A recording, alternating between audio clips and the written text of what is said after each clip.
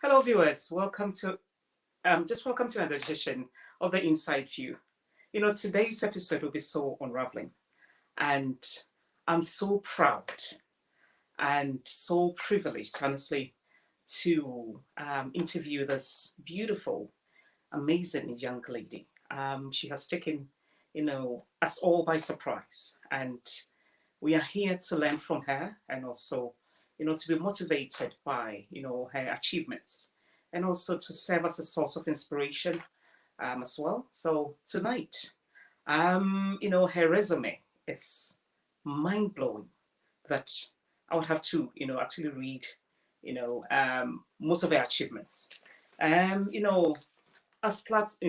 part of Black History celebrations in the UK, as we all know, October, every year, we set this month aside to celebrate our history. And on tonight's episode, I'm interviewing the first Black migrant young lady who is the first Knowsley's first Black Town Councillor, and also the first female trustee and general secretary of the Liverpool Commonwealth Association. Before I go on with most of what she has done, I would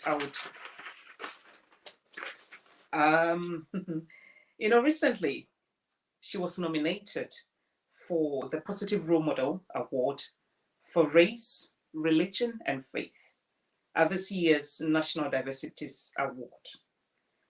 And also, due to her community engagement and general organization of the Liverpool Commonwealth Association in 2018, our councillor was invited by Her Majesty the Queen to a reception at Buckingham Palace in recognition of most of the things that she does in her community. And not that alone. She's a wife, she's a mother, she's an entrepreneur.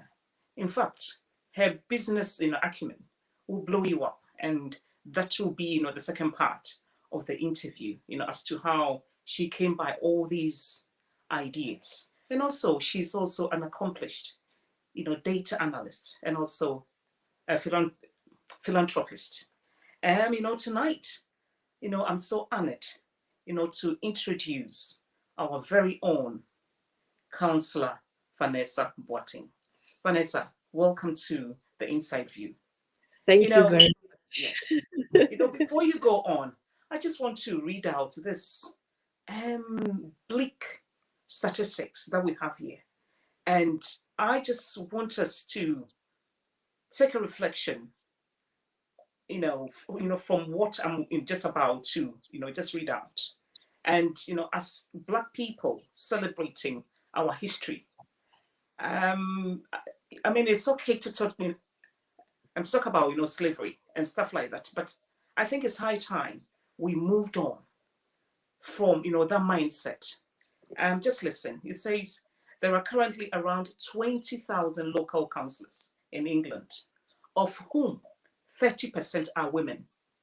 However, less than 1% are from the Black, Asian, minority ethnicity.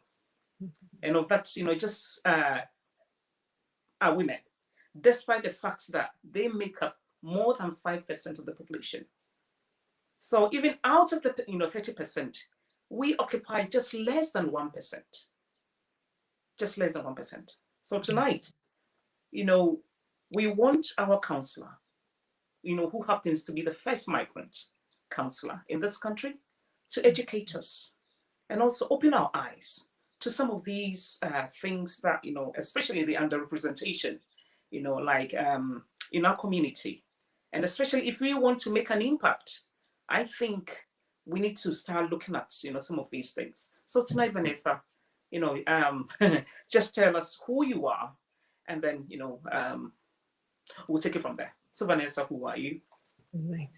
Thank you very much for having me. And I was listening in the background when you were, throwing all the accolades and Obviously. stuff. And yes, and I was just, my head was a little bit swollen. But Swollen, yeah. yeah, but I'm a very simple and humble person, as you can see. My name is Vanessa Boateng. I'm a mother, wife, and I'm married with 3 children. And as you said, I mean, I'm also an entrepreneur, data analyst, and also a local councillor. Um, I came into the country, because I got married to my husband and settled here and noticed a few things that weren't going right within our migrant community. And I decided to do something about it. So, especially when I saw that a lot of people were falling prey to the hands of social services when, their children were taken away from them, or a lot of them didn't have parental guidance as to how to handle their children and with them within the realms of child protection and welfare in the UK. So I started parenting classes, and I started this in church. And I saw that there was a need to, take it out of where my comfort zone and get it out into, a wider public. And I also noticed that a lot of us were not migrating or were not integrating into the community. We're only meeting among ourselves. And those were some of the problems a lot of people had when it came to especially their children, because their children were being born here and also integrating into the wider society in schools. So how come that the parents were not even integrating? They were only integrating within their communities, but they were not integrating with the wider society.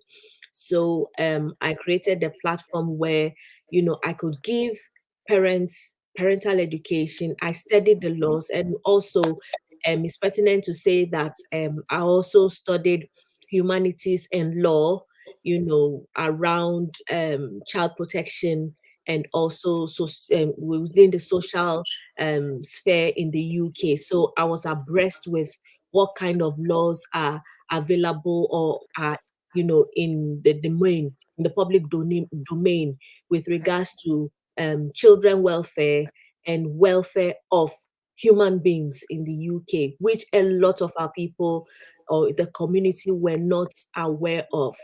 So I built on that and started my charity called New Era Initiative, which is geared towards the integration of migrants and also the the welfare and protection of children's rights in the UK. So two of them marrying each other, because people in our community were not aware of the welfare and protection of protection laws for children, and also people were not also migrating because they were only integrating within their community, but they were not integrating outside their community.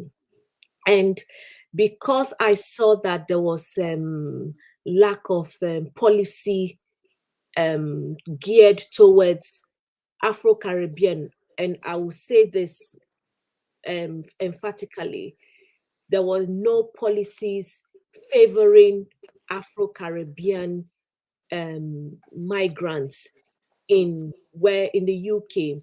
I decided to take it upon myself to develop programs for the institutions like this, especially the social services and police, to understand our culture, why we behave the way we behave, why we tend to would I say, be within our circles, and it's not as if it is our fault, but there are circumstances and barriers that need to be broken. And if these barriers need to be broken, we need their cooperation. We don't need them to penalize the community or penalize the people.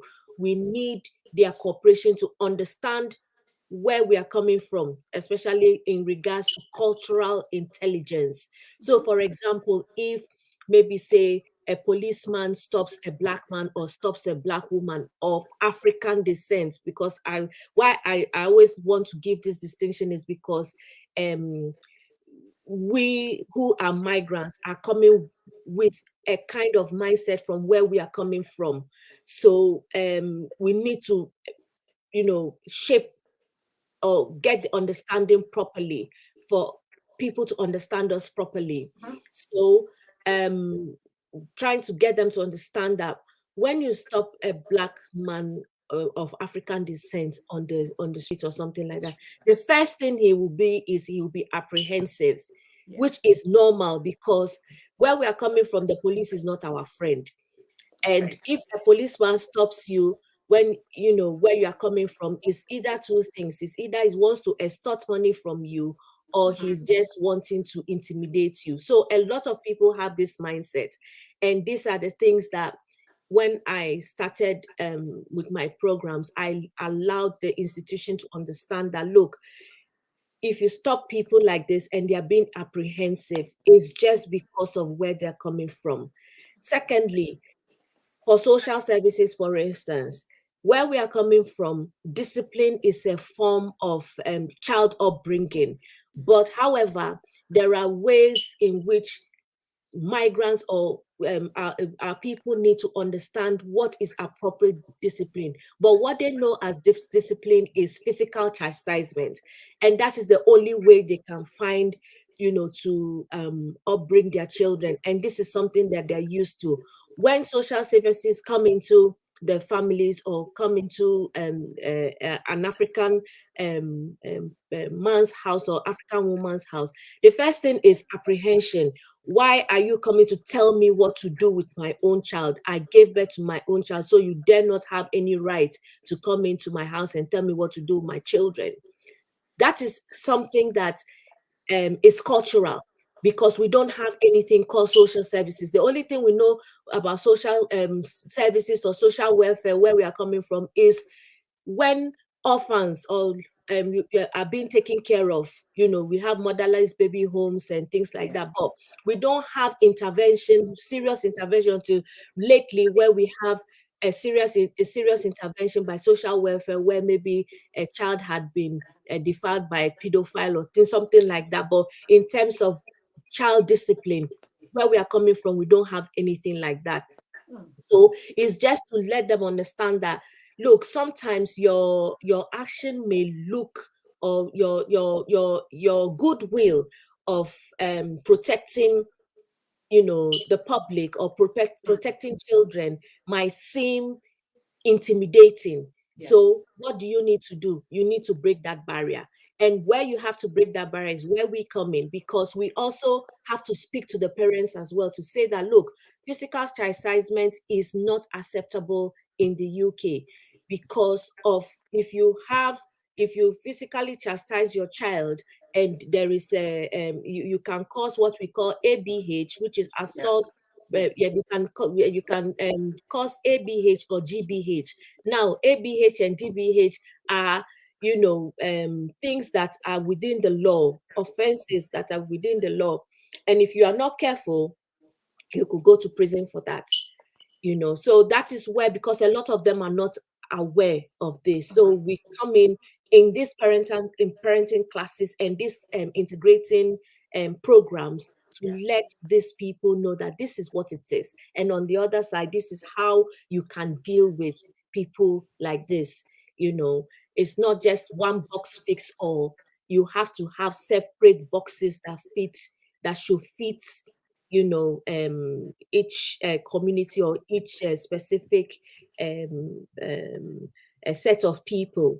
So, and I can say that it's been very successful because we have seen, or we are hearing of less child removal from ethnic minorities, especially where I live in Liverpool. We are not seeing as much as it was before, because they now understand we've gone through some of this cultural intelligence, and we're still building on it, because things change every day, and it's just wanting to be a change, or wanting to see something different, in terms of how migrants are seen, because a lot of people look at migrants as people who are just coming to the country to excavate, but it's not so.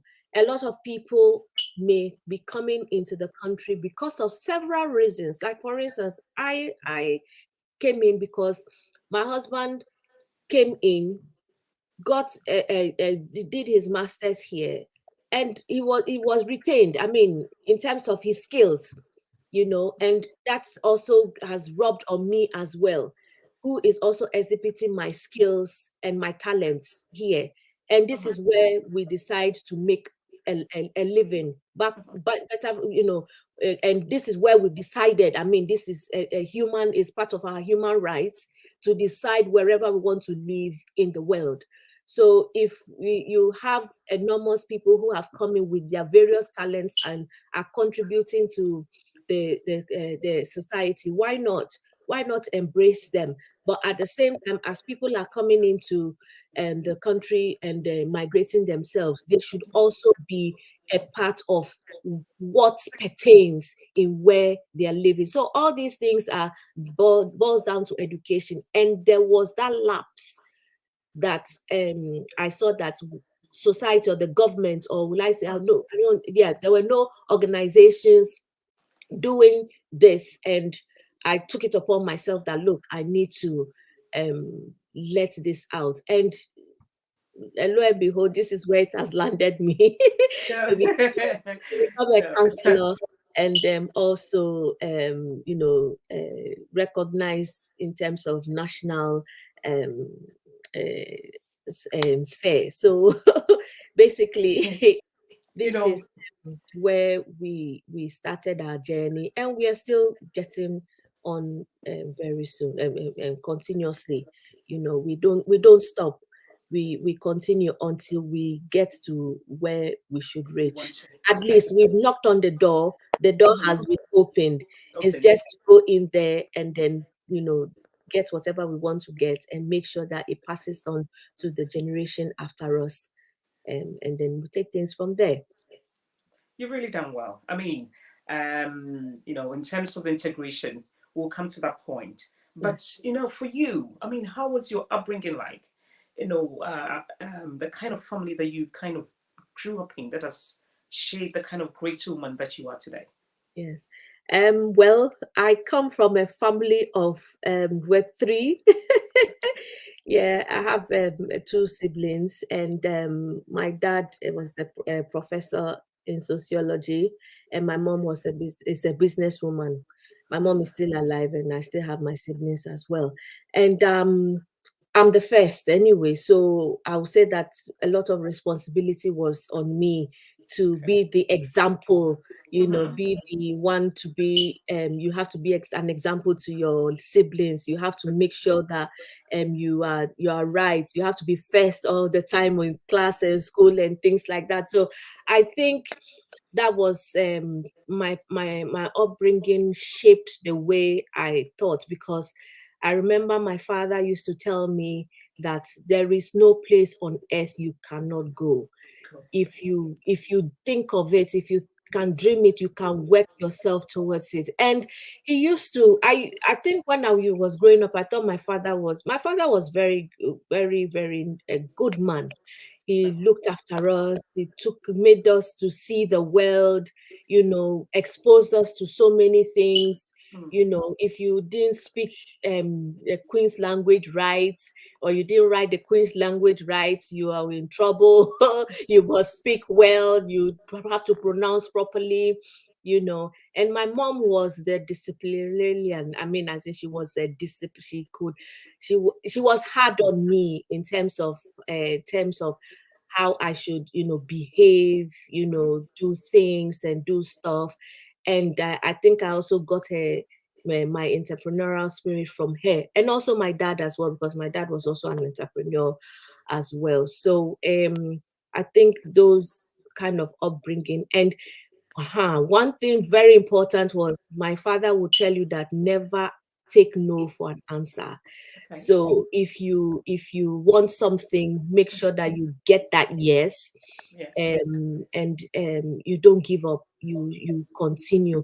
And like I said before, he always instilled in me to say that, look, wherever you want to go, wherever you want to do, nobody is stopping you. It's you that is stopping yourself. So you just have to make sure you achieve, what you need to achieve in life, and make your mark, because he also made his mark as well when he Wow. was much Wow. younger, Wow. helping to sensitize people, in knowing what their rights are, Mhm. and also making people to understand the facets of life, social life, how social life should be, and also getting people to read. Yeah, getting people to read, because he's always says that, look, if you want something, it is written in a book, so you need to read. So I think that's my upbringing, shaped the way I am. And sometimes my mom she's not surprised as to what is Happening now. what. We see you Yes, with all these yes, accolades, and you being in the public, yes. life. Was that in line of your vision? As growing up, girl. Did you have it to be in the public? Eye all the time, because it's not easy. Combining all these, an entrepreneur, a mother, a wife. All these things. Surprisingly, that wasn't me. Those who knew me when I was growing up knew that I was a very shy and quiet person. Mm. I'm sure some Wow. of them I'm sure some of them will be like, "Hey, is this girl?" Wow. I was very, very reserved. Yes, I was very, very reserved. I wasn't the outgoing type. Mm. And I would say that when I was growing up as well, I used to crave to be like, when you have some happening people. Yeah. Yes, I used to crave to be like that, but I didn't. I think I was too naive, or people Mhm. felt I was too naive exactly to be that way. But I think growing up, I started, um, especially when I started having children, or when I decided to explore, or I got married. Yes, yes, let me use that word.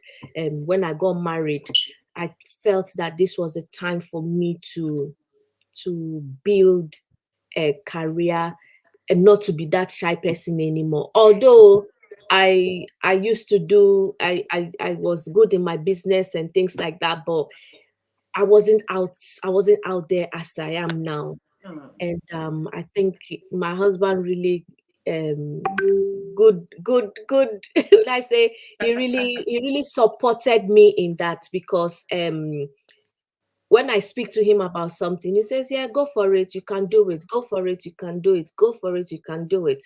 Good. And that's that's where we are, Wow. today. Wow. So I think I've just been blessed, Mm. by a lot of the people that I grew up with, especially my family, and the people I am continuing my life with, as my husband and my children, and the community that I found around me. So yes, In trying to motivate, our young girls, what yes. has been your guiding principles, your ethos, and also what motivates you, or what drives you? Yes, what motivates me and what is my ethos is never give up.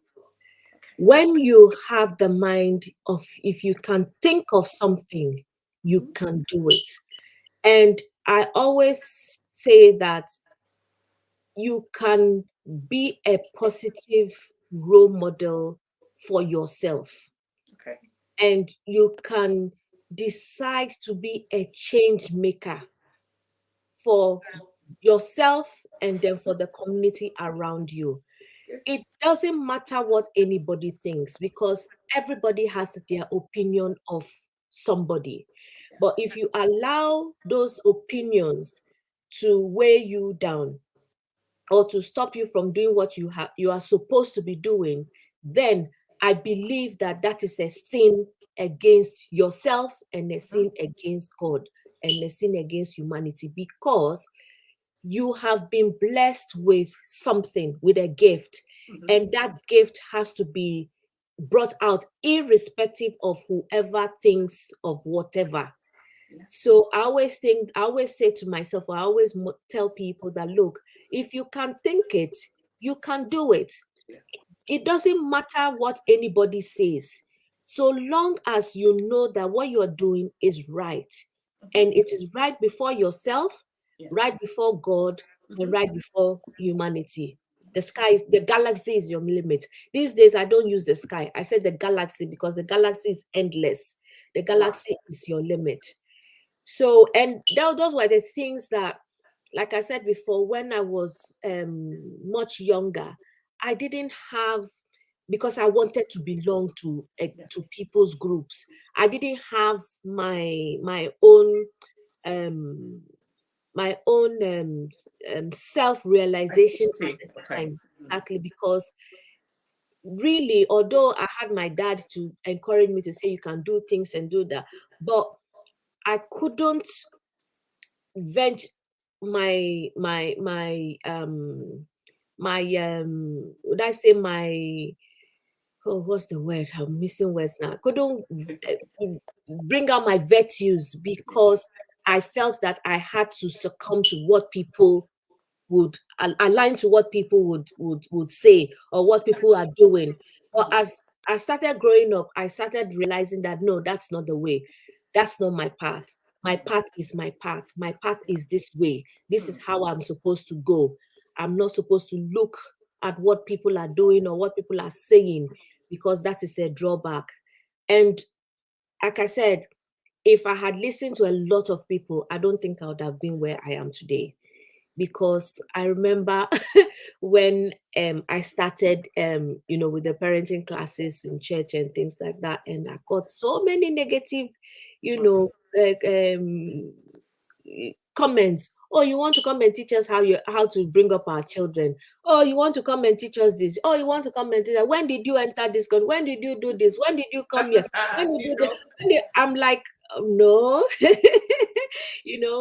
and at first, like I said, our people didn't, entertain what I was doing. They felt I was stepping on a very sensitive toes or sensitive toes, such that this is something we don't discuss. But when I stepped out of the community and went to the wider public or the institutions, especially the institution of social services, the local authority, and they looked at what my proposal, and they were like, look, we've been looking for something like this for a very long time. And nobody has come up with this. So they gave me the chance. And the chance is blossoming today, that even sometimes, when social services refer some families to me and I know the families, I'm like, I'm not handling this. I need to push it out to someone else to handle it. But it is my program, and they appreciate it better. So yes, I always my encouragement or my word to young people is, go ahead to do whatever you want to do, provided it's satisfactory to yourself and satisfactory to humanity, because humanity needs your talent. It needs that talent to solve so many problems, because we're in a world full of problems. Problems come and go, and there are new problems. So you have to find that inner persona in you to say that can do this. If I can think it, I can do it. Now, And, Vanessa, no, oh, sorry, I mean, sorry to interject. that's all right. Talking about, the criticisms, from your Yes, community, I mean, Knowsley community, I mean, where yes. you actually started from. Mm. Share with us the kind of questions that you sort of asked yourself when, assessing, the possibility or the viability of going into public life.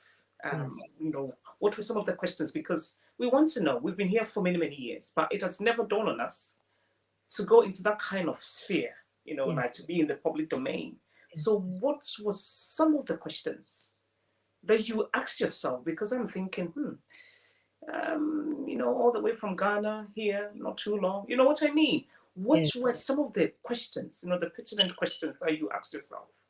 Yes. Want I to know? ask myself, do I want my children to be taken from me just because I made a mistake? Do I want to do I want my children to be subjected to institutional racism just as I may have been subjected to? Do I want to see migrants have to pay thousands to live in a country where they contribute to the economy? Mm, Do I have to sit down and watch and see that things are going wrong when I know that I can fix them? Do I also want to continue to be seeing square pegs in round round holes holes, yeah. where I have come to establish my life and my children's children will also establish their lives? Do I want that? And my answer was no. No. So if my answer is no, what do? I have to integrate myself properly. Wow. And this is what You know? motivated me and pushed me to become a local councillor. Now, I went to, I think I went to the BBC in Mhm. Merseyside in Liverpool for an interview when I was having one of my programs. And I met with a Black councillor. She is in Liverpool.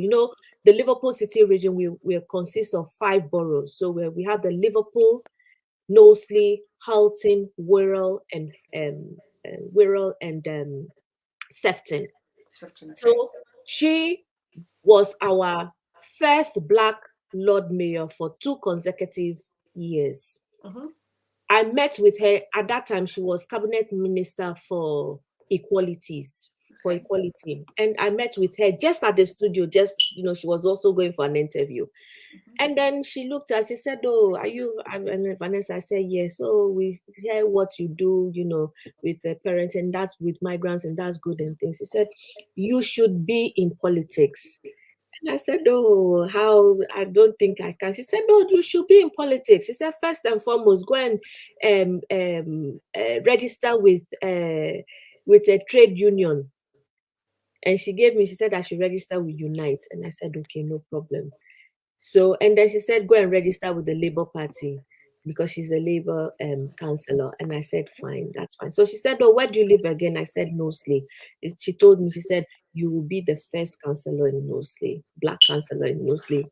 Wow. And I was like, "Okay, this woman has challenged me." So when she finished with her interview, she came out and I was the next person to be interviewed. And she came and reminded me. And she said, "Vanessa, don't forget, go and register Labour, register with Unite." I said, "Okay, no problem." So that was how I, went home. I discussed it with my husband. He said, "Yes, if she says so, go and do it." And then so I immediately registered and then I joined my local Labour Party. And being the first, because just being the first Black person they have, because it's where I am is a predominantly white population borough, and my ward is also a predominantly white um, um, ward as well. So I joined, and then I started going for meetings, and then lo and behold, this is Okay. where I I am. mean, You know, I'm so glad you've talked about the fact that, you know, your community is predominantly white. Yes. And you being the first Black migrant Yes. councillor. And I think I read in somewhere in your resume, I think like in your resume, that you know, your house was constantly, you know, turned into a police station. You had Yes. people, you know, pelting stones, you know, eggs, whatever, you know, at your house. Yes. So, I mean, talking about integration, what more do you want to say? Because we have a lot of, you know, misconception. I wouldn't even say misconception because it's the truth. Yes. Where sometimes when we want to integrate, it's not possible. I mean, you know, like no matter, sometimes we try, but you know, I mean, it's a bit tough. You know what I mean? So for Yes. you, in terms of, you know, like talking about integration Yeah. and living in that kind of environment, what did you do special that made them, you know, build that kind of trust or confidence in you? Yes. You know, and for you to be a counselor, Yes. you know, over that, I would say, over that, yeah. Yes. When I was receiving all that bombardment, you know, in where I live, my ward and things like that, one thing I, you know, resonated was that I think these people are doing this out of ignorance. Okay. So I didn't, you know, because it was becoming a problem. But at the same time, I said, you know what, I will not allow these people to force me to move out of a place where I think is suitable for me to live. So I decided to, you know, just take it as this was just part of ignorance. And also I decided to open my doors because, like I said, I ran a charity where we were getting migrants and we're also helping homeless people as well. So I opened my doors to people in the area coming to take food from us because we'll go to the supermarkets and pick food, we'll have excess. And then after I've finished distributing to the homeless people, I still have a lot. So I will go from, you know, one house to the other and say, look, I've got food, I've got this, you can come and take, or I'll just go knocking on their door. Do you need some potatoes? Do you need this? Do you need that?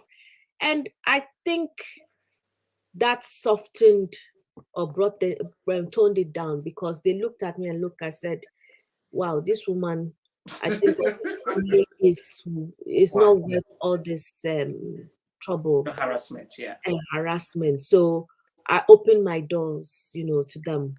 And sometimes it is difficult. I know where you are coming from because no matter how much, even when for our own people, no matter even if you put your head on a platter for them, nobody feels satisfied. But there comes a time where it becomes so difficult that they cannot ignore you anymore. Okay, yeah.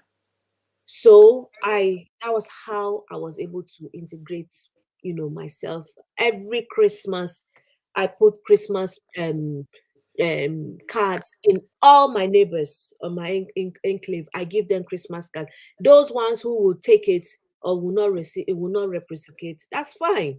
But I know what I have done just to, you know, integrate myself, you know, with with them when they come Halloween trick or treat or whatever. I have sweets for them, you know. And then I think, you know, they also saw that we have to let this woman be a shining example to us as well. Because I mean, before I became a councillor, I had gone to visit the Queen.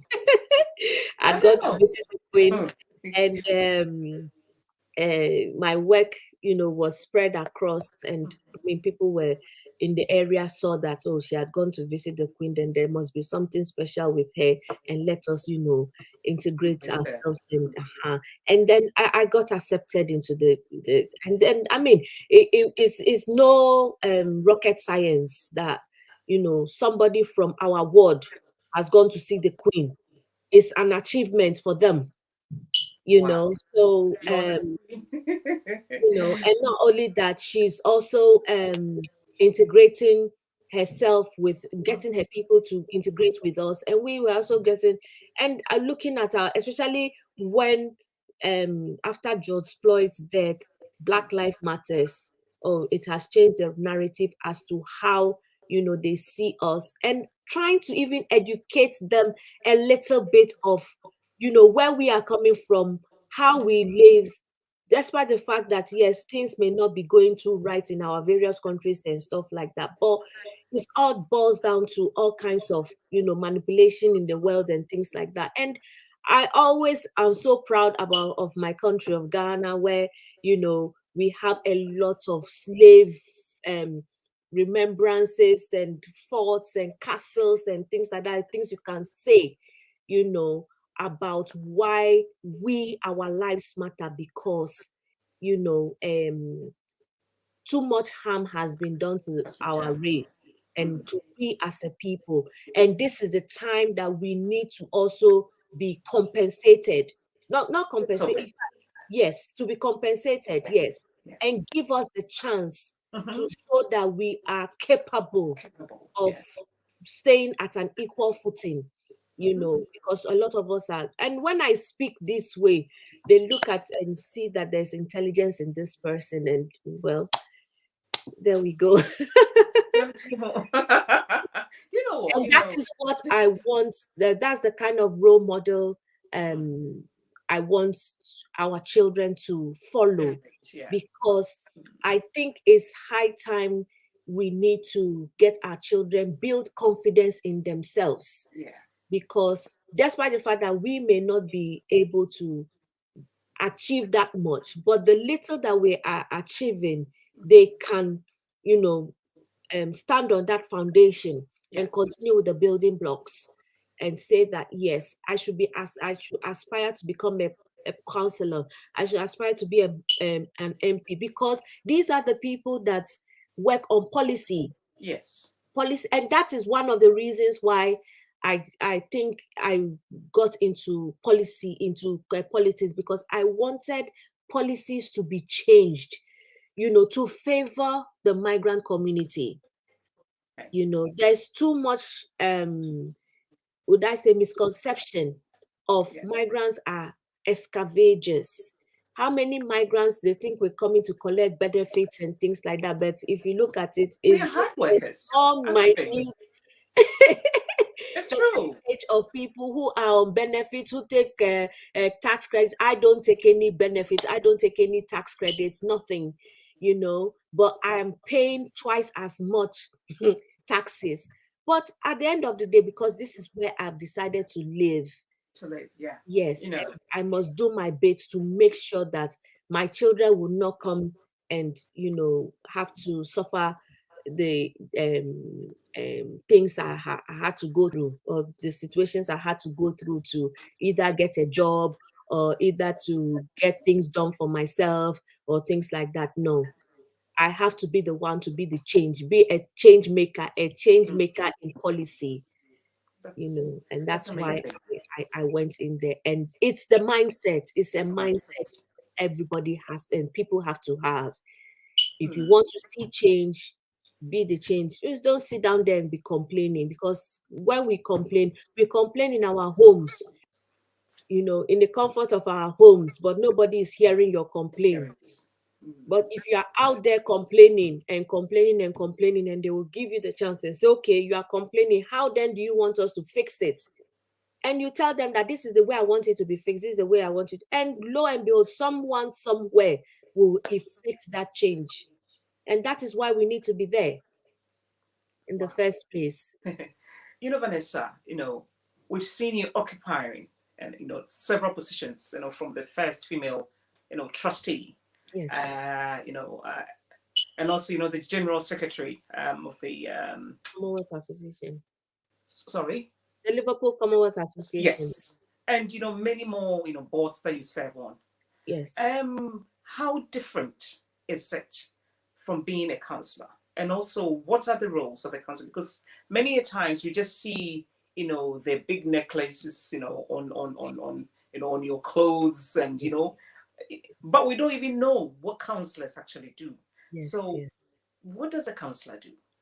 Yeah, a councillor is the resident representative to the council. So we represent the residents in our ward, in our various wards. So for instance, maybe say if we have bad roads in our ward, it's the councillor's responsibility, or the residents go to that councillor to complain that, look, this road has not been fixed and things like that. The councillor now takes it to the council, and the council then acts on it. Mhm. Yes. So things to do with maybe say um, consultation, maybe say a housing estate is going to be built in Yeah. a green space area. So those contractors have to consult with us first to say, this, we want to build this area, this place has been, we want to build in this area, this place has been earmarked for us. Do you give us the permission to do that? We do that on behalf of our residents.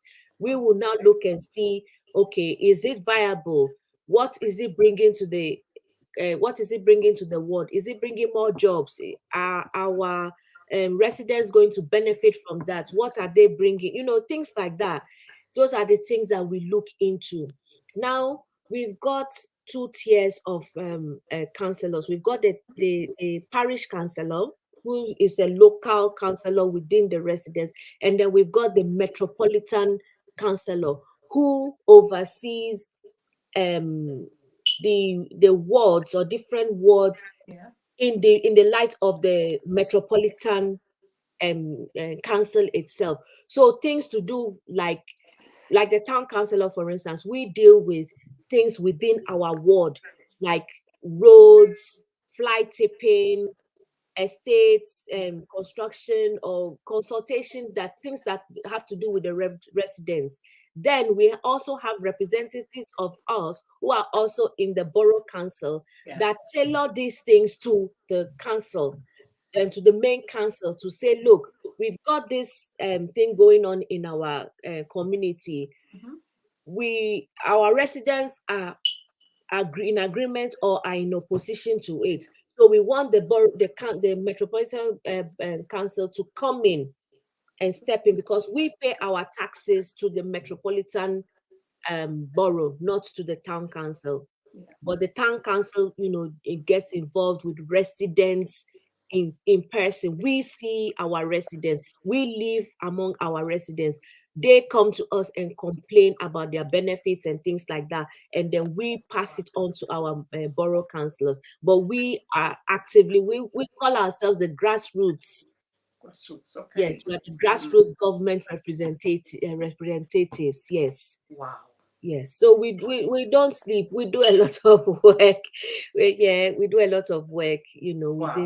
within the council. But it's a good thing, because we get to know the problems that ordinary people get to face. Face to face. Yeah. On a daily. Yes, Yeah. and then we tailor it to the disbursing body, which is the metropolitan borough. And in some cases, if we cannot handle the cases, then we refer it to our MP.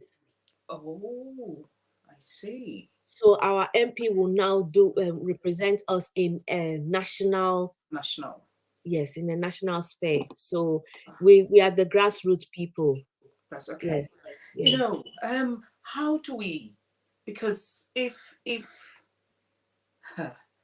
I'm I'm so surprised, but then I'll say that talking about Black History Month, and with all this underrepresentation, and then you coming in to educate us on some of the things that we can do, to help us integrate into the system.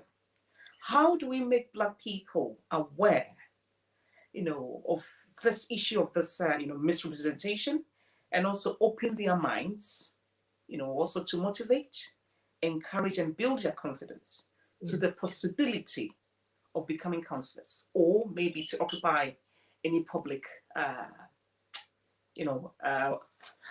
say position. Yes. It starts, like I said before, it starts with your mindset. What do you want to give to the society? What do you want to see? Do you still want to see, do you want to see, or do you want to follow the status quo, or do you want a change? It all depends on your mindset. Like I, for one, I want to see changes, serious and drastic changes. That is why I get involved. So when I sign up for newsletters sometimes, from, government websites, or from my local council, or from maybe any organization. I sign up for newsletters. So when I get newsletters and I see that there's an event going on or something like that, and I'm available to attend, definitely I will attend. When it comes to question and answer, I will make sure that I answer. I raise my hand to ask a question, or if there is, contribution, I'll make sure that I raise my hand to make a contribution, because that is the only way you can get recognized in any sphere. If you want to fully integrate, if you say, oh, wait there and confirm who I'm doing, and it doesn't concern me, you understand? Definitely, if it doesn't concern you, you will still be left in your cocoon. But if it's something that concerns you, and it's something that you want to see a change, definitely take the step. When you go and you ask questions, and sometimes, I think sometimes to it depends on how you present yourself, because sometimes our people don't look at it as a very important aspect. In terms of how you present yourself is how you'll be addressed. It's how you dress is how they will address you. So if you go to a place looking a bit scruffy and things like that, you want to ask a question, everybody will turn their heads and like, oh, who is this person? But if you know you are going to a place where, a lot of you shine, you put on your nice makeup, put on your nice dress. Like me, for instance, when I'm going places, I like to dress in my African and clothes, either on the top or the bottom, or I like bright colors. And I like to look nice and look good. So when I'm going and I'm asking questions, I make sure everybody turns their head to see who is this person asking the question. And when I'm asking the question, I'm asking relevant questions, not off the board questions, because they have this misconception that when Africans or when Black people are asking questions, they go off. They don't ask the right questions. Wow. So I already know, I've put in my mind or written down what I want to ask, to say, okay, these are the questions I want to ask, or this is or this is what I want to contribute, such that when I'm making a statement, they know that yes, Obia Baha, somebody has come here to come and ask questions that needs answers. I'll give you a typical example. When I first I'd just been sworn into office as a councillor, I got an invitation from the who is our mayor now. She found me on Twitter and invited me to a program that she was organizing, somewhere in Liverpool. And I came in. And when it came to questions and answers, and I just was like, yes, you know what? I spoke about migrants because we're talking about women. I think we're talking about women's or something like that. And I spoke about migrants, women, and why we should be respected, and why we should be given the chance, to be who we are with because of our expertise and stuff like that. Heads rolled that day. I got almost a thousand tweets, Wow. retweets of what I said, because I wanted to make a statement. I wanted to make a statement that yes, we're talking about women, we're talking about this, we're talking about that, but we always forget that we also have migrant women too, who are also suffering in their own, small cocoon, because of the odds are against them, or they're a little bit disadvantaged, or they don't even, are not even looked at, and things like that. And I know that most of those people who attended that program will never forget me. In fact, most of them never forgot me, because I spoke that the way I speak, or because of the way I spoke that day. So it all depends on how we present ourselves, and that is why when we come back to maybe the next section, it's something that is very passionate to me, and that's why I developed my skincare business, because I felt that to look good, you don't really need to be too expensive. But you see, there are local, or there are ancient traditional things that you can use to make you look good and look presentable at an affordable cost. You know, Vanessa, I don't want to go ahead of me. So I think you know, everything boils down to how we present ourselves, to be honest with you. How we dress, how we, touch ourselves up and things like that. When you look worried, or you have all these wrinkles on your face and things, and you're not taking care, it looks as if you're not taking care of yourself properly, and you want to integrate, people look at you and like, okay, where is this? Okay, that kind of a thing. So, but it's something that I'm very passionate about. I want us to look good. Look, not when I mean look, not looking flashy as if we're going to a nightclub or something. No, look, I mean decent and presentable. Decent and presentable. And then also, there's this connotation with Black women. We have our big boss and big butts and everything, want to show everything and things that. When people look at you like that, they look at it because that's the subconscious mindset a lot of our Caucasian neighbors have. But when they see you moderately, dress and things, then they respect you.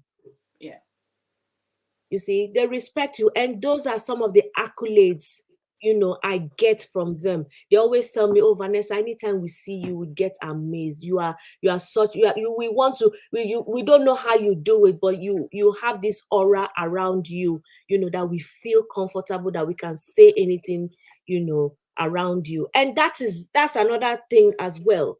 When we don't have self-confidence, when our self-esteem is always down, when we're always thinking that, oh, these people are, in their head, we're always looking for the faults, looking for the pinpoints. Oh, this is a race.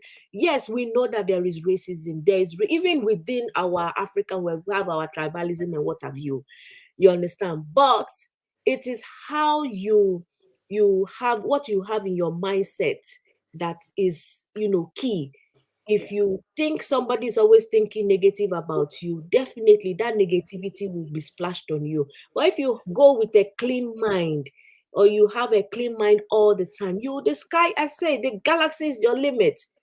Yes, like I said before, there is always room for, and I've got so many things like that, some kind of, passing jokes or racist jokes and things like that. I just look at that. I just say in my head, you are just ignorant. You don't even know what you're saying. And then when they say, and then I give it to them, and then everybody keeps quiet and they hold their peace. Or give it to them in a nice way. Not to be defensive, but like I said before, it all boils down to presentation, to be honest with you. So in your having been in this position for a long time, you've worked with a lot of migrants and also those who are equally born here. Why do you think Black people, we shy away from public life? Why? Two things. What holds us back from being seen? Yes. What holds us back? One is self-confidence, and then two, we are, I think, naturally, we are people of public opinion. Okay. Yes, we tend to look too much on what people will say.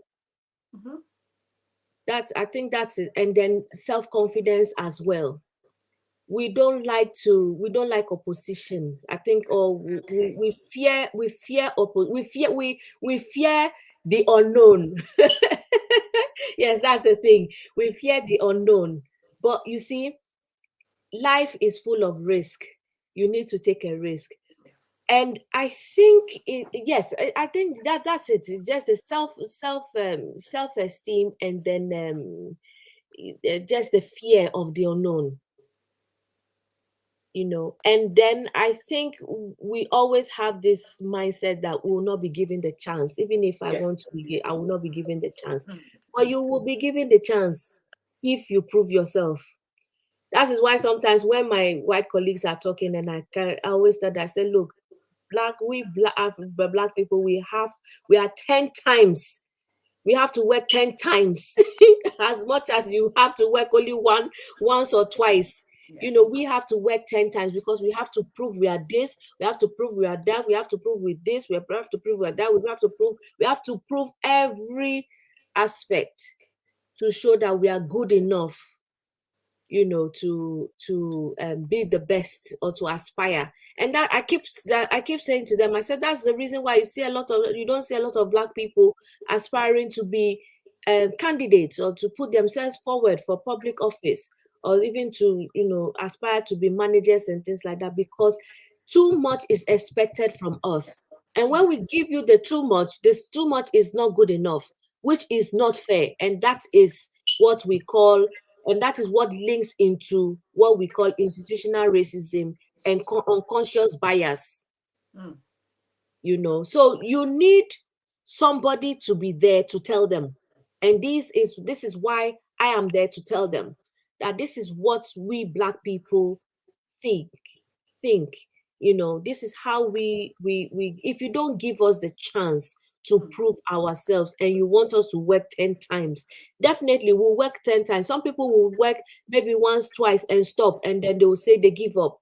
But not me, because I will work. If you want me to work the 100 times, I'll work the 100 times and make sure that I'm there to make sure that my voice is heard. Yes. So I think it's something that if anybody is wanting to go into public office, yes, there are obstacles, but when you give up, you have given up. That means it means that you are not even serious in the first place, because sometimes it's just like a test. They will tell you no, first time, second time, no, third time, no, fourth time. Okay, let's give this person a chance. Wow. Interesting. I mean, I think there's a problem of us, trying to, access information, in some of these, positions. So, I mean, how can we have access to the information and also, like education that we need to put ourselves, as councillors or, people in the public life? Yes. Information of being a public servant. Thank God for Google. Google is your friend.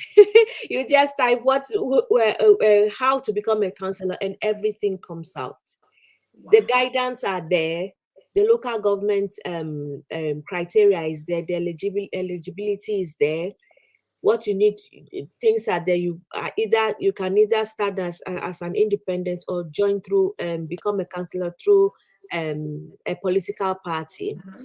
So if you become through a political party, then you would have to go through the political parties have what they call interviews. You fill a form, you go through an interview, they interview you, and then they ask you a few questions, why you want to become a councillor and things like that. And they could select you and then put you on the ballot. Now, you can also be a councillor as well if you are in a local party, and then maybe somebody passes, or somebody resigns or something like that, and then it can be agreed among the other councillors for somebody to be co-opted into office.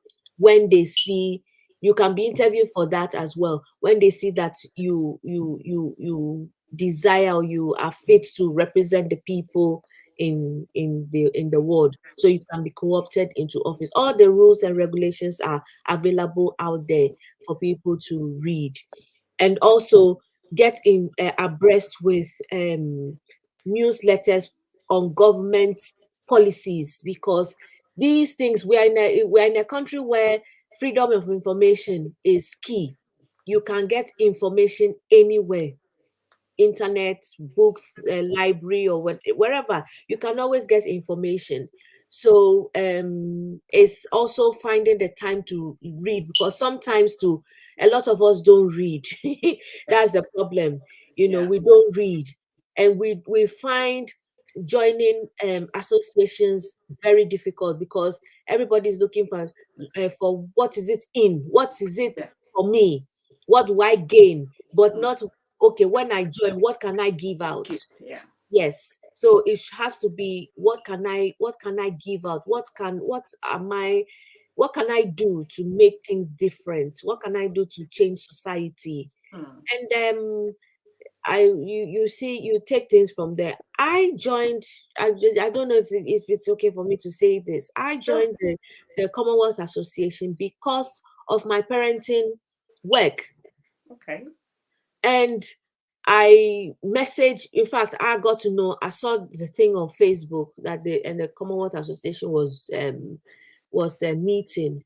And I messaged the Facebook message to say, oh, I would like to talk about, I want to join, or I want to come for the meeting, and also speak on what I do with migrant children and stuff. And I was invited to the meeting. Apparently, when I got there, I'd met a few people that I knew in the community, just about 2 people or so. And they were looking for, the day I got there, they were looking for a secretary. They were looking for a secretary, a female secretary, because the panel was all male, and they were looking for. So the community elder that I met there, who knew me and knew the work I was doing, now said, "Oh, you already have one here. She's here. She can do it." So everybody now stood up, and I said, "Okay." They now nominated me, and that was how, for the first time, I got to the meeting, and for the first time, I got Wow. I got voted in as the secretary. You So, know. and that opened my scope, Mhm. because the Commonwealth Association is a big organization. That opened my scope to so many avenues, apart from what I was privy to.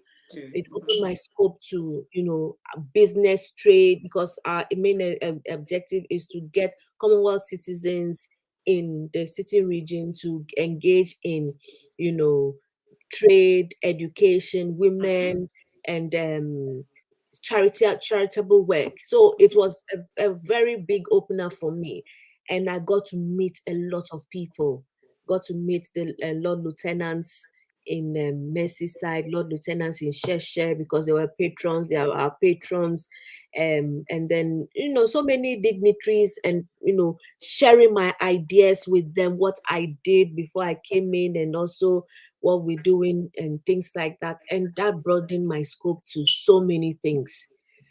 So joining associations like this is very helpful. But a lot of people don't think that it's helpful. They just think that, oh, we're just going to talk about irrelevant things, but they are not irrelevant. They are not irrelevant at all. They are very relevant to your integration, very Integration. relevant to where you come from, very relevant to even the future of your children. In fact, that is my focus, the future of my children. you Wow. know yes. You've talked about integration. We talked about how we can just, I would say, just widen our scope in terms of such meetings. Before we move on to the next section, I've got 2 questions for you, because just gathering from what you just said. I was invited, I think, last week Monday, to be a part of the Black History Month celebration in Bradford. And I talked about the way we raise our children here. And I can't remember, the room was a bit, I would say, a bit nervous, because, to talk about how we raise our children here is not something that in our community we want to, talk about. Or, yes, it's like, who are you to come and tell us how to raise our children. But then it's a problem. A problem in the sense that we have a lot of opportunities here, but there's a problem of we trying to live in both worlds, where we don't allocate a lot of time for our children.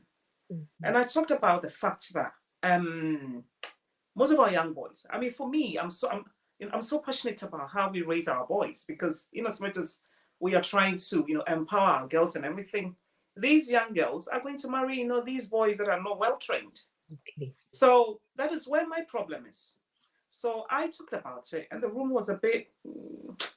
I mean, we're calling you know what I mean. So, I'm so glad that you've spoken on that. And on that, I said that most of these boys, when you have the opportunity to interview them, the first people that they tend to accuse is their parents. And we've seen a lot of our young boys in prison. You know what I mean? It's not as if maybe there are not opportunities. There are. But it's how we raise our children. So you working with African parents, what are some of the problems that you've encountered that you think, especially, where everybody's, listening and watching us from, I would say like all over the world. We want to know what are some of the laws that we are not privy to have, or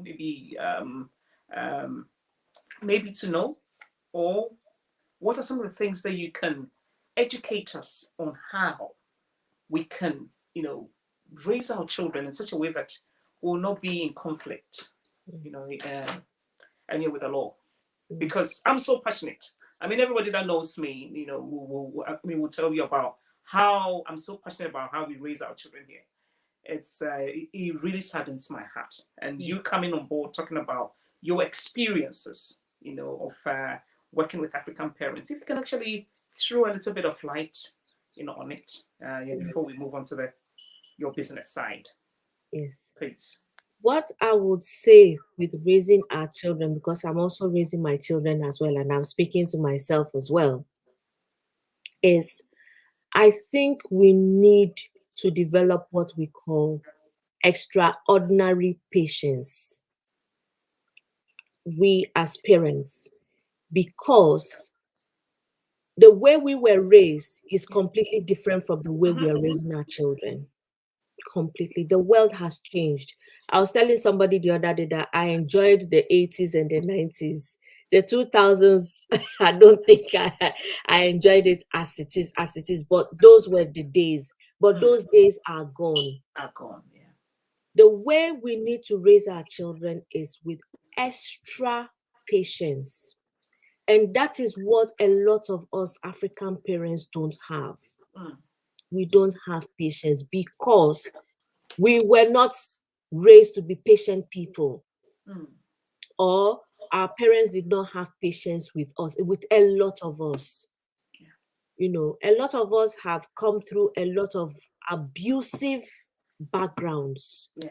And those backgrounds is what is exhibiting itself unconsciously and consciously, that we are meting out on our children. So if we are not careful, we will lose our children to the vices that are willing to be patient with them. So what I always say to parents is, work on the things that when you were a child, you didn't like. If you weren't happy the way you were being beaten as a child, don't beat your child.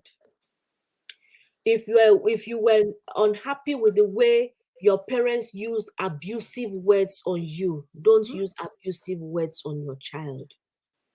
Instead, find a better method of disciplining your children. Look, there are so many things. Thank God, we are this. I think we are the most blessed generation of parents where information is abundant.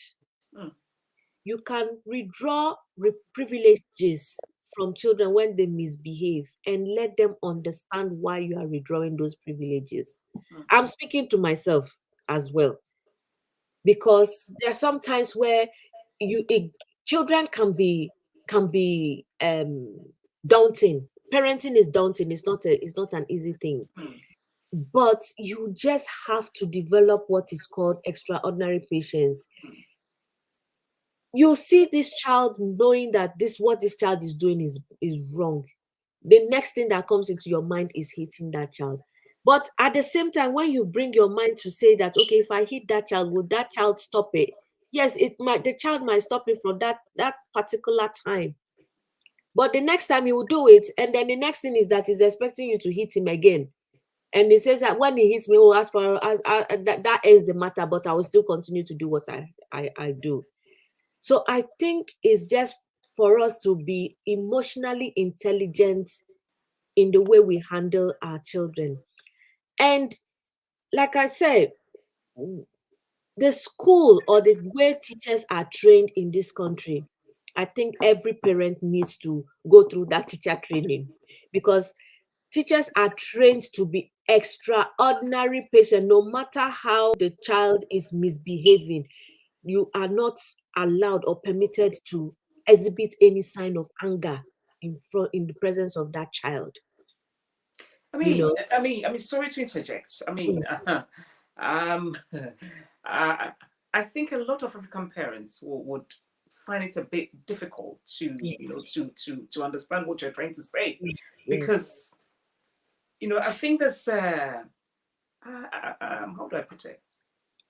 There's a big line, between, discipline and abuse, and sometimes we get confused. Yes. We don't know which one is abuse and we don't know which one is discipline. You understand what I mean? So we get, like, I would say everything mixed up. Yes. But then in our minds, we want the best for our children. For them. Yes. You know what I mean? But it's the approach. Yes. You know what I mean?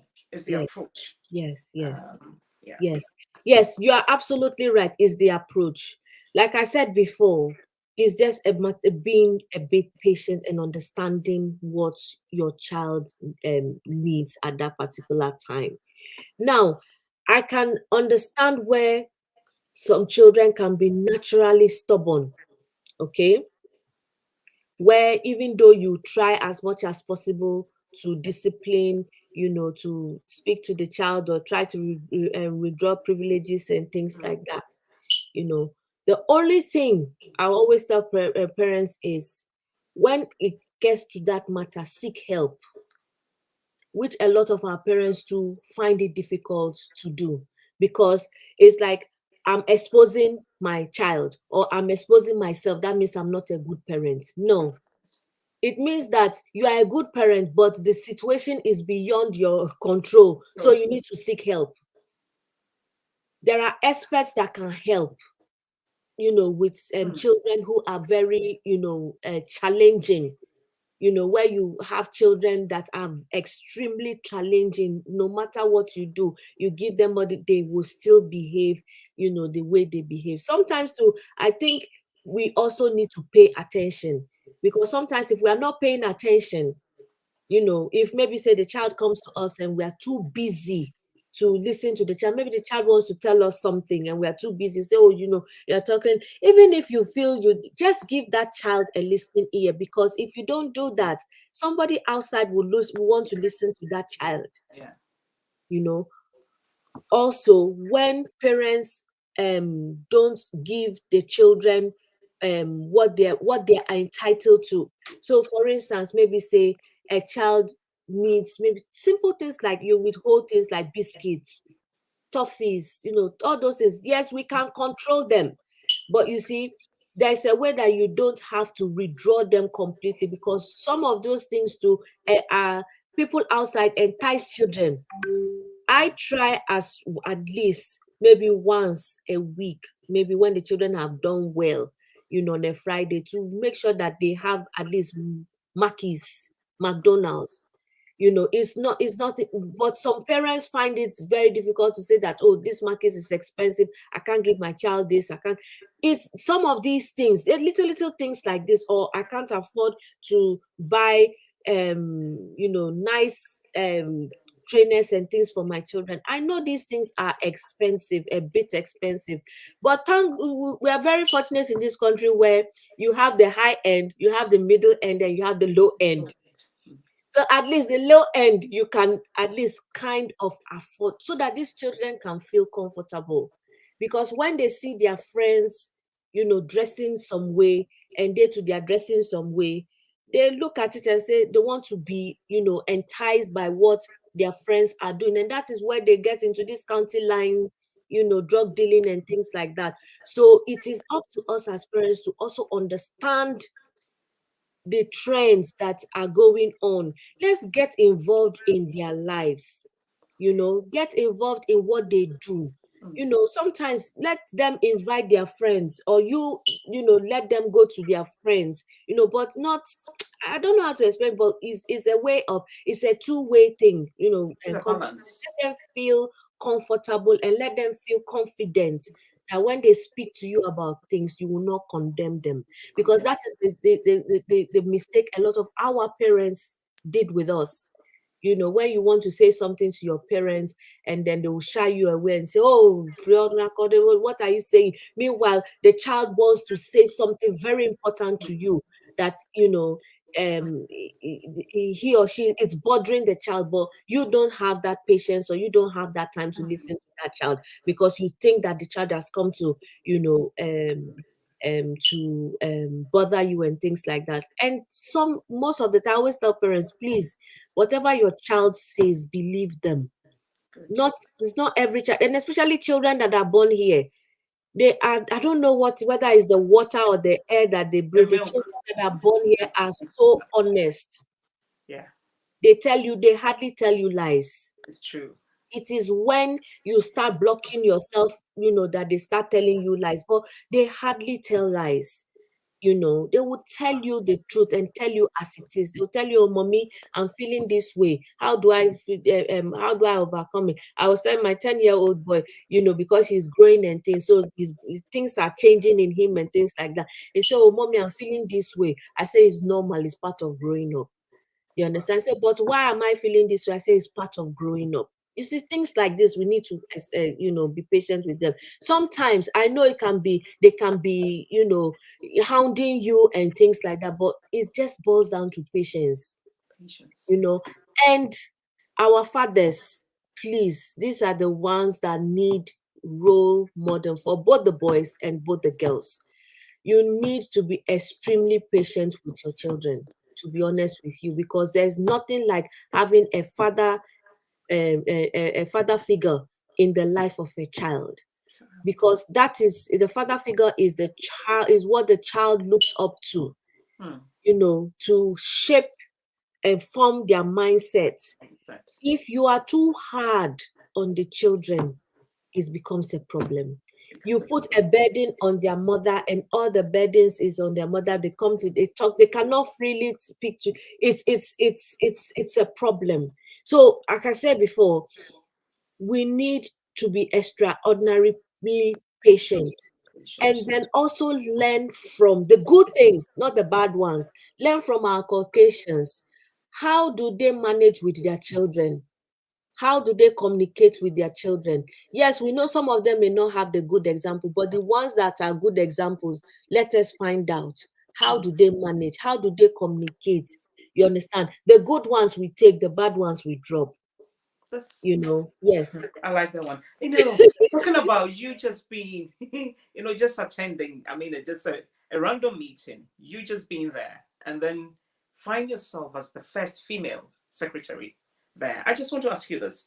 How do we identify and develop ways to support women in pursuing their goals to become, councillors, or maybe to become, public figures? Because like it looks like, we are, being left a bit behind. So how do we do it? Yes, what we do is we promote each other. Yes. That one. I know it's difficult, but what can we do? We have to. We have to. Whether we like it or not, we just have to promote each other. We lift each other up. It's a ladder. We have to help each other. Yes, I know it's difficult, because I have been beaten so many times, but that doesn't stop me from, pushing my fellow female my fellow female colleagues to be, what I think they should be, despite the fact that yes, I've been I've been stabbed, I've been talking about things, but you see, with all the talking and everything, what vindicates me? My works. The The works. the personality I am, who I am, is what vindicates. No Wow. matter what. That's why I said that no matter what anybody says, and that's something I've always come to. The truth will always surface itself. You understand? Exactly. So it is your character that matters, exactly who you are. So if somebody wants to slander you because he thinks that, he thinks he or she is better than you and things like that, but at the end of the day, it is you, your character, that speaks for you. Yes, I have had my fair share of Yeah. backstabbing. People are brought into places wanting to sideline me or even eliminate me from the place, saying all kinds of things. But you see, the people who they talk to come back to me and say, this is what this person said, this is what this person said, this is what, but we know who you are because we know them before Wow. you, and we know what you are worth. You understand? So I always do it. I always encourage, no matter what it is, I will put any female colleague, in places where I think she should, and we take it from there. Yeah. Wow. Before we, talk about Councillor Vanessa Boateng's business ventures, I just want us to have a look at some of the pictures. When she was invited, by the Queen, and also when she was inaugurated as the first Knowsley's, Black Migrant Councillor, and also when you had, when you were awarded by the is it the ITV, the diversity Yes. Yes. awards as Yes. well. Yes. So if the technical team can just show us a few pictures of Councillor Boateng before we move on to the next section, please. Yes. Yes. This was for the Knowsley Borough Council. So I was given an appreciation for my championing integration amongst migrants and the protection of my migrant children. So this was an acknowledgement of that. Wow. Wow. Yes. Well done. Yeah, And this was my swearing in. wow. Wow. Wow. Anybody watching us this? Oh, this is so beautiful. Yes. Yes, if you can. This is so beautiful. Yeah. Ah. You know what? I was watching this picture. I was Yes. telling my family this afternoon that I'll one day be in that place. I'm, Absolutely. I'm gonna, Absolutely. I'm gonna meet, Absolutely. I'm gonna meet my grandmother.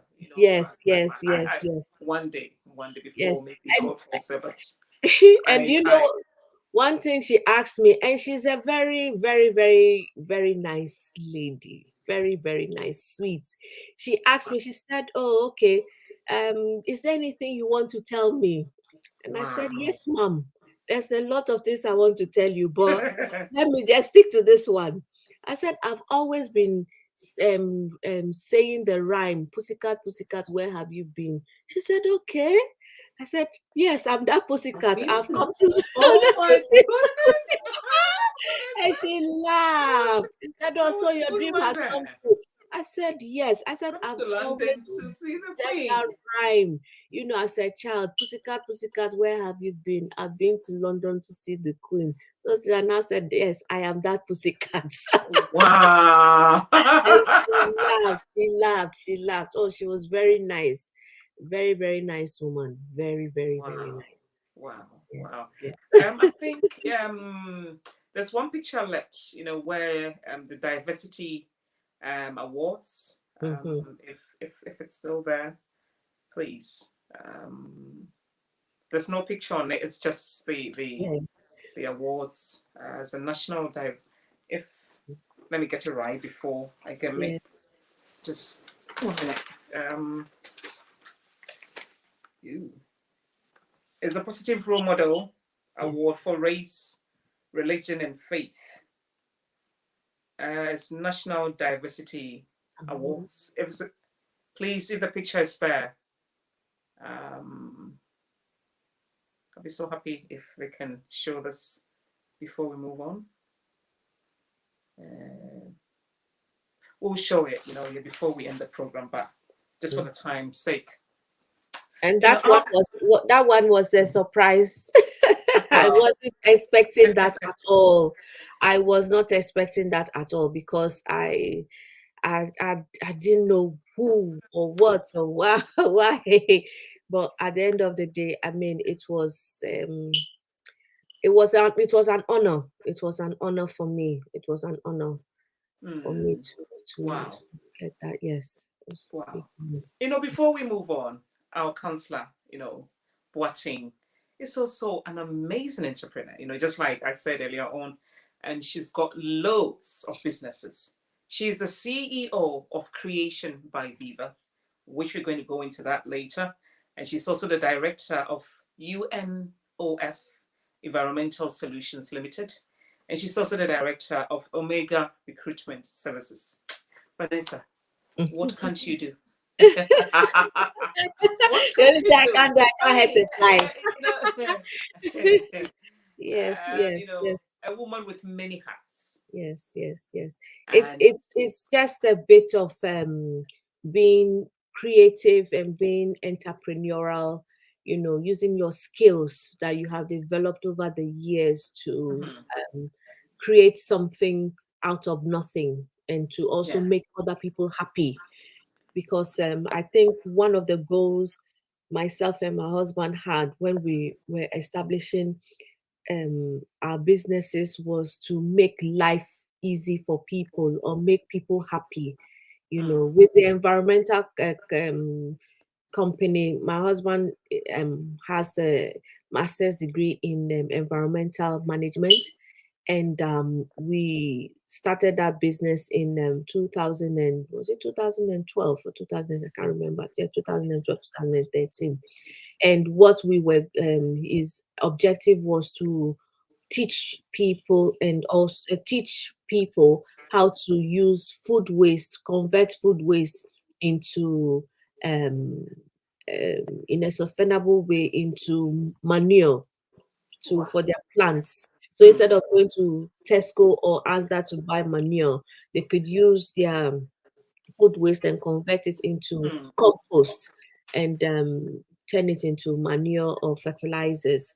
So we got a project which we were working with University of Lancaster, which helped us with the first phase of that project. So we got someone to do a feasibility studies on how we can get those equipments and how we can contact the councils to supply those equipments to households so that people use their food waste to generate compost that they can use during the summer for their plants in their houses and things like that. So we're still on it. We're going on to the second phase, and we won the best environmental company. I think was it in 2014 or 2015? I can't remember now. Wait, let me just try and see if I can find that plaque. You know what?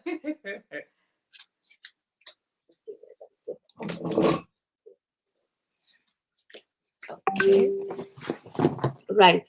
Don't know if you can see that. Oh wow. Yeah. So this was in 2018. Yeah. So we got the Environmental Business of the Year 2018.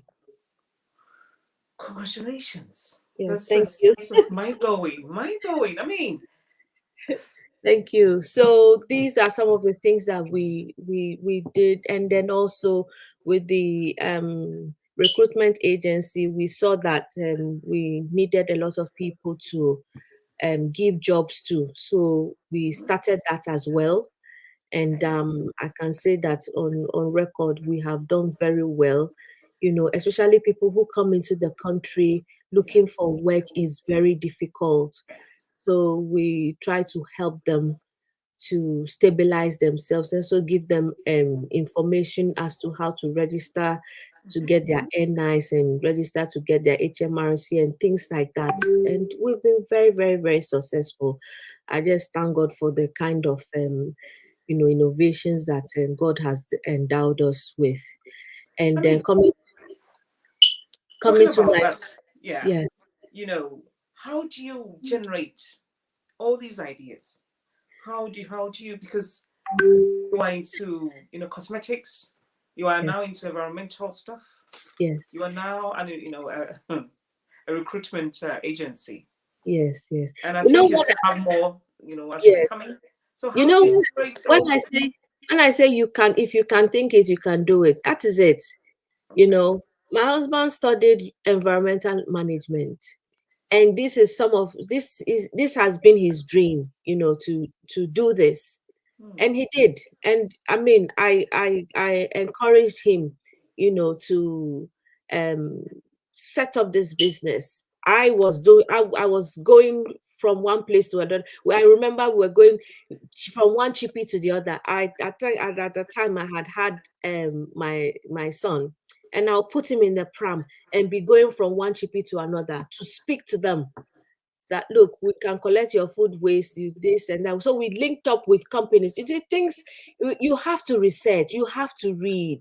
If you want to be successful, every successful person has to get involved with what is happening around them. So we read and we got ideas, and we rolled on it, and that's where we are. you know and also my husband has always had his dream of being an employer of people, Mm. giving people jobs, making people happy, making people, that's the joy of it, to make people happy, because it's quite challenging when you first come into the country and you don't have any job, Mm. especially if you are integrating. Yes, if you come as a student, or you Yeah. come as even if you're highly skilled, for Yeah. somebody to Yeah. even link to give you the directions of where you to go is difficult. It So is. these are some of the things that we looked and saw that there's a challenge, because we also face those challenges as well. Mm-hmm. So if we can face these challenges and we've overcome it, why don't we create that avenue for people to also overcome it? Overcome it. And we've always had it in our mindset that if we can think it, we can do it. Hmm. And But that's before we where all these things came out from. And things, do you know yes. what? Before we talk about your cosmetics, what has been the key driving force, to become, like to becoming an entrepreneur? What has been the key driving force? Because I know it's not easy being a mom. You have your full-time job. You were a counselor, but then what has been, the motivation behind all these businesses that you own? Well, motivation is solving problems, being a problem solver. Hmm.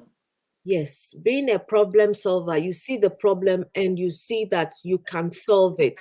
So why don't you create that avenue to solve it?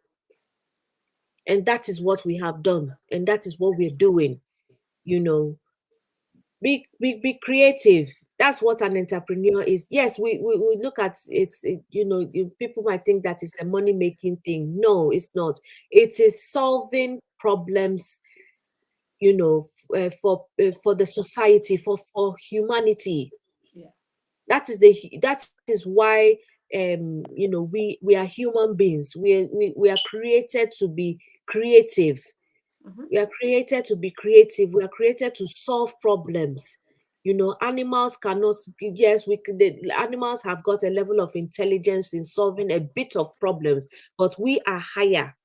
Mm-hmm. We've got that thinking capacity and helping to solve problems, and that is what gives us that motivation to be Wow. problem solvers. Yes. That's interesting. I mean, no, as you're celebrating, Black History Month, um, Yes. I want you to give, one piece of advice to, we the Black people, and especially the migrants here wanting to start any business, because sometimes we have our own fears, our own not too sure. I just want you to look into the camera and just give one piece of advice to any Black person watching, actually watching us. Yes, my advice is when you fail, don't give up, Okay. because I have failed couple of times and that has informed me to learn lessons. I think as Black people, we are very, very industrious. We are very hardworking. We are innovative and we are creative. And I know that most of the time, capital is always our problem. But I believe that with the small capital that you have, you can start from somewhere. And this thing of targeting our people, oh, my people will buy from me, oh, my people will do this, oh, my people will do, should be something that we should remove from our mindset. Create something that cuts across everybody. Everybody needs something. There is a problem everywhere. Everybody needs something. When I started my event business, I I realized that people were not organizing their parties properly or their funerals well. You just come, people just present food done anyhow. No health and safety taken into consideration. No decoration, nothing. So I decided that I would make it different. And that was where Creations by Viva event started. Yes. So I started doing events, decorating the venues to wow, a fantastic way. And people now saw that, look, we have to step up. So it encouraged people to also go into that business. Wow. When COVID hit, I stopped because there was no events. I mean, and so I had to look for something else to be creative. But before then, I had always had skin problems, because of the weather and things. And I remembered our good old Alata Samina, African black soap. And I got my mom to send me a few. And I looked at it, I looked at the product, I looked at the raw material, and I said to myself, I can turn this into so many things. I can turn it into a body wash, I can turn it into a face mask, I can turn it into a moisturizer. So I started working on on that was how the skincare products was born. So identifying a problem that I could solve, and I realized that the African black soap is good for all skin types, You're including joking. Caucasians, You're because joking. yes, because the research has been made in the US by American dermatologists to show that black soap is 80, is it about 88 or 89% more effective than medicated soap. So people who buy things like Tetmos oil, Tura soap to clear eczema and stuff, they are just adding steroids to their skin. Rather, Africa black soap, that is what I have turned into a body wash. Wow. So that for people who don't like soap, who think that soap, spoils the bathroom and stuff, just the body wash for everybody. Okay, that is the Africa black soap, which is a natural antiseptic soap. And these are things that we look at them as local. And this is what I have been using. If you can see, my skin is all, I usually, Flawless. when it comes, I used to have a lot of blemish and things. But what I've seen is that the Africa black soap is the best soap ever. Yes, some people complain that it dries their skin. If you are if you have extremely dry skin or sensitive skin, it may not be the best for you to use in winter. So I developed something else called the turmeric. I have got the turmeric bar soap, but I don't have it here. I think I forgot to, yeah. I'm just wait a minute. If the technical team can show the turmeric soap bar, and also just a few of your product line here. I'll be so happy. You know, your Okay, yes, that's toner. That's the toner. So for and that's that's the toner. So this one is like, you know, you use, I don't know if you have the facial cleanser. The soap, I didn't give you the picture because I haven't. Yeah, we have the turmeric, your facial cleanser here. Cleanser, yes. So for those of us who are, you know, above 40, even those in their 30s, it's a very good cleanser, you know, to take out all the blemishes. The blemishes and acne, to prevent acne and things like that. This is for us in the winter. And turmeric is our local ginger roots. Sorry, it's our local roots. It is in the same family as ginger. You know, so these are developed with the turmeric, because this is something that we use traditionally, you know, back home. And just thought of it. I said, well, we can develop it into so many things. You know, it's our local product. So I developed it into the facial cleanser, and then we've got the clay mask as well. And then I also looked at the I think, was it the organic shea cocoa butter body lotion as well, which is a very good emollient for rashes and eczema and things like that, you know. So when you look at some of all these things, these are things that we can be creative. And I've got the body scrub as well. So the body scrub to help to exfoliate the skin. So if you look a little bit dull during winter, you can use it to, enhance your skin a bit. And it's also very good for men with ingrown hairs, when they shave and things like that. It helps to smoothen the bumps, And so all these things are things that I looked at, and I thought that, there are things that we've been used to, or our grandmothers used to. Why don't we just modernize them? And I think that's where the creative part of me came out, and I came out with things like this. And I believe that God has blessed everybody with talents, and this is why we should appreciate. We should use our talents and make use of it for the betterment of the world, because all these products that I have here, anybody can use them. Yes. What about the makeup line as well? Because I think you have your eyeshadow palette. Yes. And also you have your powders and your foundations, Yes. as well. So Yes. if the technical team can show us, the eyes, yes. Yes. So we have the. So which one is this? The powder, isn't it? Yes, this is the powder. Yes, this is the powder. So if you see, most of the skin tones are our skin tones, because I wanted something that is affordable and not too expensive for people. Like I said before, when you go to places, you need to look a bit, presentable, where people can look at you and be, attracted to you. You don't really need too much of expensive stuff. You just need something very affordable. And I decided to create something within our skin tone, because most of the time when you go and look for our skin tone, you may not necessarily get them. And even if you get them, they cost a fortune. I used to spend a lot of money. I used to use a particular brand, and I would spend almost about close to £200 on just makeup alone. And I was like, no, I think I can develop something that might be a little bit cheaper, or that will not cause any adverse reaction, because most of the things that I produce are plant-based.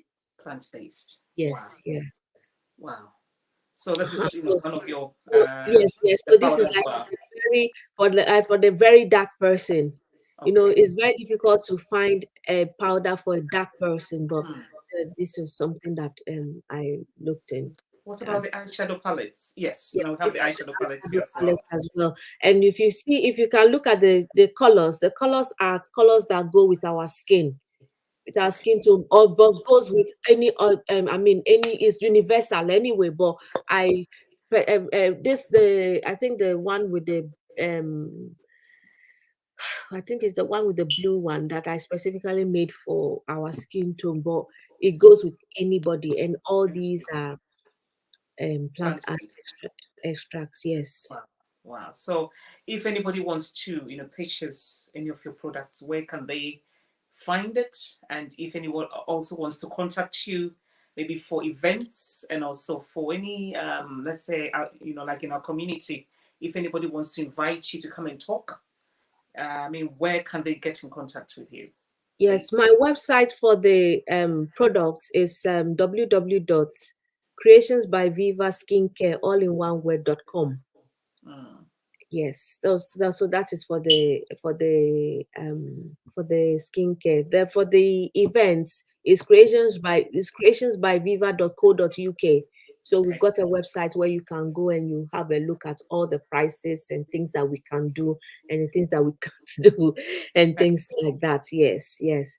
And then to contact me personally, if you want to speak with me, my email address is councilor, that's CLLR Vanessa Boateng, all in one word, at gmail.com. I decided to get a Gmail email address for my official councillor work, because sometimes when you have the official one, emails don't come, they bounce back. So Gmail accepts all kinds of emails so that anybody can contact me to see if they have any issues that want me to help them address or things like that, and signpost. So I think I prefer to use the Gmail than my official knowsley.gov.uk email. Wow. We've come to the end of our discussion. It's been, we know time is fast spent, but this time is so worthwhile. Yes. And, just like I said, this interview, was going to be so revealing. And it has. It has. I have been educated, I've been challenged, and I've been motivated so much that, just like, you said, the galaxies, actually should be even our starting point, not even our limit, should be our Yes. starting point. Yes. And then Yes. to our African women out there, we should all get out of our comfort zones and start, doing something extraordinary in our communities, especially if we want to make a change. We should be a part of the change that we want to see ourselves. Enough of the complainings in our homes. We don't want this. Oh, we know. But it's high time, just like Vanessa has, taught us tonight, we should be a part of the change that we want to see for ourselves.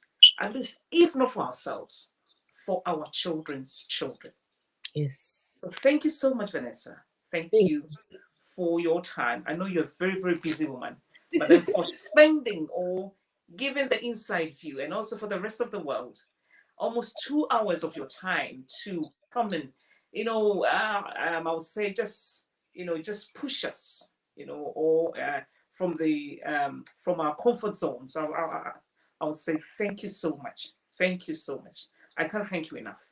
And anybody wanting to look so amazing, now we have products that really suits our skin tones, our complexions. Yes. So if you want any, if you have any form of blemishes or whatever it is, honestly, our counselor has got you covered.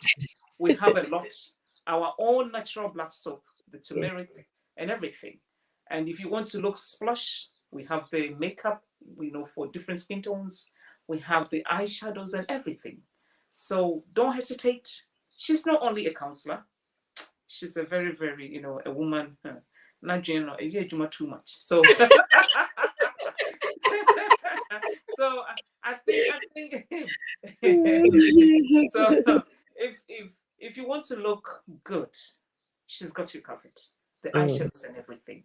Don't hesitate to go, on her website, the Viva, Creation by Viva, for all the affordable products. I've been, I don't want to, actually, I don't want to give out so many things, but trust me, Viva, cosmetics is one of the best in town. And henceforth, you're going to see a different inside view, host. So thank you so much tonight. Thank you for everyone that has spent time, their data to watch us. Thank you so much. And I do appreciate your time. And so, like on that note, have a wonderful, blessed week. And thank you so much, my beautiful counselor. Thank you so much. Thank you. Thank you for having me. Thank you. My pleasure. My pleasure so much. Thank you.